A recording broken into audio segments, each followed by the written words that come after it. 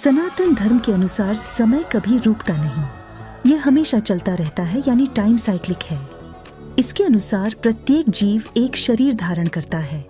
इस शरीर के साथ हर जीव मानव जीवन बिताता है और जब उसका जीवन समाप्त होता है तब वह आत्मा इस दुनिया से रुखसत हो जाता है। सनातन धर्म ग्रंथों के अनुसार प्रत्येक जीव का प्रारब्ध और भविष्य पृथ्वी पर उसके कर्मों पर निर्भर करता है। सनातन धर्म ग्रंथों के अनुसार हर जीव अपने कर्मों के अनुसार स्वर्ग या नरक को प्राप्त करता है। उसके बाद वह पृथ्वी की पीड़ा भोगने के लिए पुनर्जन्म लेता है और जन्म मरण के चक्र में फंस जाता है। लेकिन कुछ पवित्र जीव ऐसे भी होते हैं जो इस जन्म मृत्यु के बंधन से हमेशा के लिए मुक्त हो जाते हैं और अंतिम गंतव्य की ओर निकल जाते हैं। ऐसे जीवों का परम गंतव्य वैकुंठ धाम है, जिसे भगवान विष्णु का धाम भी कहा जाता है। पवित्र जीव भगवान विष्णु में समाप्त हो जाते हैं, जैसे एक नदी समुद्र में समाप्त होती है। एक पवित्र जीव का अंतिम गंतव्य मोक्ष है, लेकिन अंत में ये वैकुंठ धाम कहाँ है और उसे कैसे पहुँचा जा सकता है, आज हम इस वीडियो में जानेंगे। वीडियो को लाइक एंड शेयर करें और चैनल को सब्सक्राइब करें।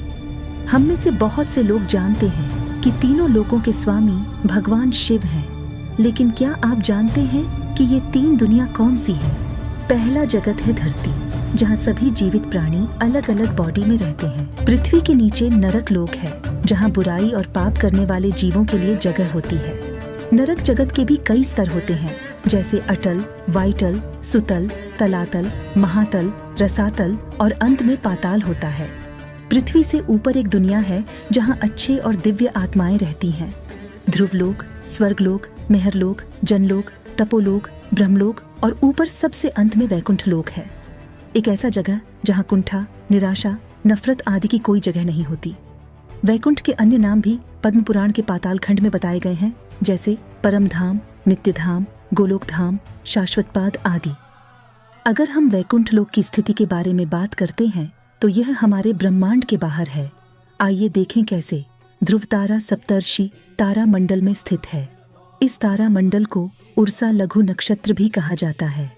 ध्रुव तारा हमारे सूर्य से लगभग 46 गुना बड़ी है और सूर्य से 4000 गुना चमकदार है। ध्रुव तारा भूलोक का प्रतिनिधित्व करता है, जो हमने अभी पृथ्वी पर चर्चा की थी। ध्रुवलोक में सप्तर्षि और सिद्ध मुनि रहते हैं। आकाश में ध्रुव तारा की स्थिति हमेशा एक जैसी होती है। अगर पृथ्वी के किसी भी हिस्से से देखा जाए तो यह हमेशा उत्तर दिशा में दिखता है। ध्रुव तारा यानी पोल स्टार की दूरी पृथ्वी से 433 प्रकाश वर्ष है। स्वर्गलोक का प्रथम भाग ध्रुव तारे से 1 करोड़ मील की दूरी पर स्थित है, जिससे महरलोक कहा जाता है। पुण्यात्मा आत्माओं का निवास यही माना जाता है। ये उन लोगों का निवास स्थान है जो स्वार्थ त्याग करके दूसरों की मदद करते हैं और बुद्धिमान होते हैं। चलो स्वर्गलोक के सबसे ऊपरी स्थान तपलोक पर चलते हैं। यह स्थान जनलोक से 8 करोड़ मील दूर है। ये उन संत महात्माओं का निवास स्थान है जो अनंत ज्ञानी हैं और मृत्यु को हराकर दूसरों की मदद करते हैं। स्वर्गलोक के बाहर जब आप जाएंगे तो ब्रह्मदेव का निवास स्थान ब्रह्मलोक या सत्यलोक 12 करोड़ मील आगे होगा। यहाँ वही धर्मात्मा जा सकते हैं जिन्होंने जन्म जन्मांतर में कई अच्छे काम किए हैं। पृथ्वी से ब्रह्मलोक तक ये सभी स्थान हमारे ब्रह्मांड के अंतर्गत आते हैं। इन सभी लोकों में जन्म और मृत्यु का बंधन है, लेकिन इन सभी जगहों के अलावा एक ऐसी भी जगह है जहां जीवित आत्माएं जन्म और मृत्यु के बंधन से मुक्त हो जाती हैं और भगवान के पास जाती हैं। इस स्थान को मोक्ष देने वाली पुराणों और शास्त्रों में परम धाम या वैकुंठ के नाम से जाना जाता है। जो आत्माएं यहाँ जाती हैं उनको सद्गति प्राप्त होती है। इसको कहा जाता है अंतिम सत्य। वैकुंठ को ब्रह्मांड का अंत कहा जाता है। पृथ्वी से वैकुंठ की अनुमानित दूरी 4 फीट 10 शून्य 40 खरब 3 अरब 15 करोड़ 78,444 किलोमीटर है। तो क्या हम कभी वैकुंठ पहुंच सकते हैं? वैसे तो प्रकाश की गति इस ब्रह्मांड में सबसे ज्यादा है, लेकिन मनुष्य के पास ऐसा विमान नहीं है जो प्रकाश की गति से दौड़े।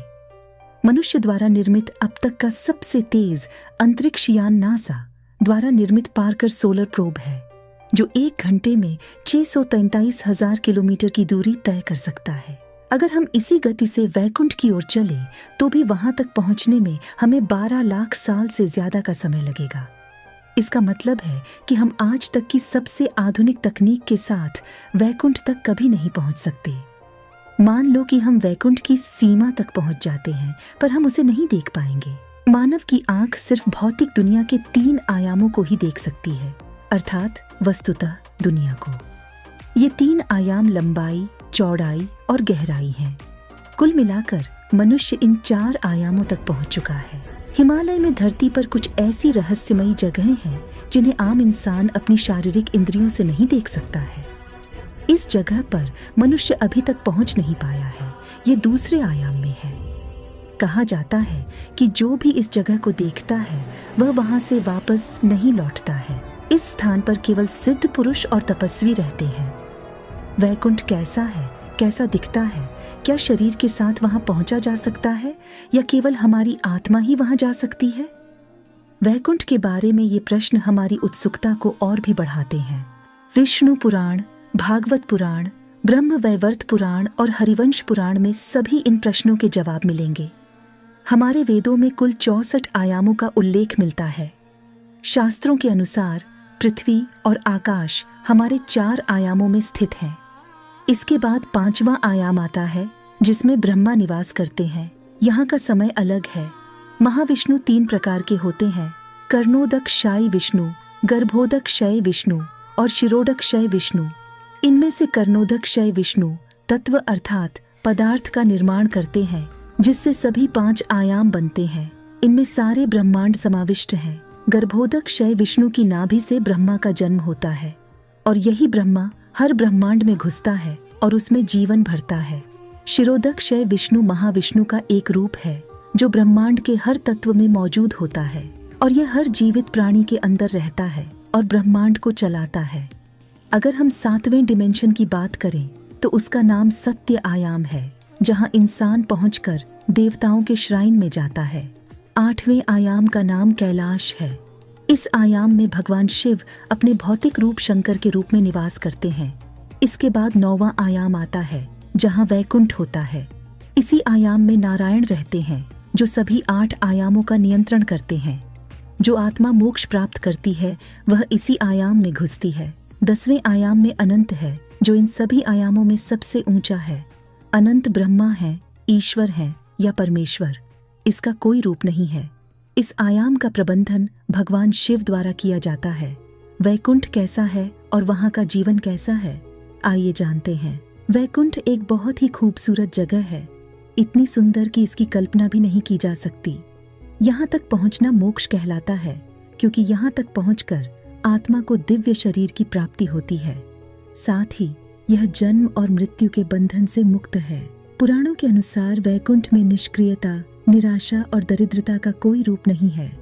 वैकुंठ नगरी में 4 दरवाजे हैं। पूर्वी दरवाजे पर चंद्र प्रचंड नाम के 1 दरवाजे हैं।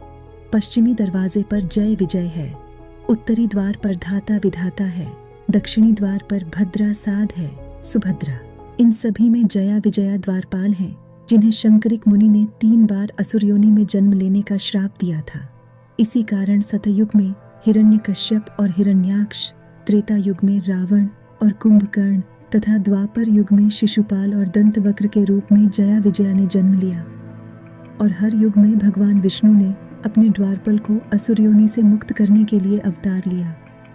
वैकुंठ में भगवान विष्णु अपनी पत्नी माता लक्ष्मी के साथ रहते हैं। वैकुंठ में भगवान विष्णु के बहुत सारे पराशद भी रहते हैं। वे भगवान विष्णु के मददगार हैं। भगवान विष्णु अपनी प्रशद को समय समय पर भेजकर विभिन्न संदेश देते हैं। किसी भी युग के अंत में जब भगवान विष्णु पृथ्वी पर अवतार लेते हैं तब ये पराशद उनकी लीलाओं में मदद करते हैं। वैकुंठ में कई जनपद हैं। सभी जनपदों को रत्नों से सुशोभित किया जाता है और महलों और विमानों से सुशोभित किया जाता है। जो लोग वैकुंठ में इन महलों में हर तरह की सुविधाओं के बीच अपना ठिकाना बनाते हैं, वे हर तरह की चीजों के साथ पूरी खुशी से रहते हैं। यहाँ न सुख है न दुख है, यहाँ केवल परम आनंद है।